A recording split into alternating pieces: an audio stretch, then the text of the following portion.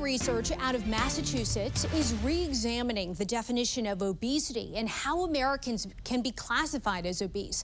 The new definition factors in more than just BMI, and around 69% of Americans would be considered obese if it changes. Let's go to Emma Withrow from the Fact Check team. So the new study, it also looked at something called clinical and preclinical obesity. Break down the differences between the two. Yeah, so clinical obesity means that someone not only has high body measurements, but also shows organ dysfunction or physical limitations like high blood pressure, sleep apnea, mobility issues, things like that. So preclinical obesity, though, is when measurements are elevated, but organ function's okay. So people with clinical obesity have pretty dramatic risk for developing diabetes, heart problems, even early death. But preclinical obesity isn't actually harmless, though. It still raises the risk of these things, but just not as severely. So it's my understanding a little over 40% of Americans, they are considered obese per the latest CDC information that's available. How does that compare compared to, let's say, 20 years ago? It's unbelievable to look at the shift in these numbers. So it's gone up by, around 30. So in 2005, looking at that, around 34.3% of U.S. adults aged 20 and over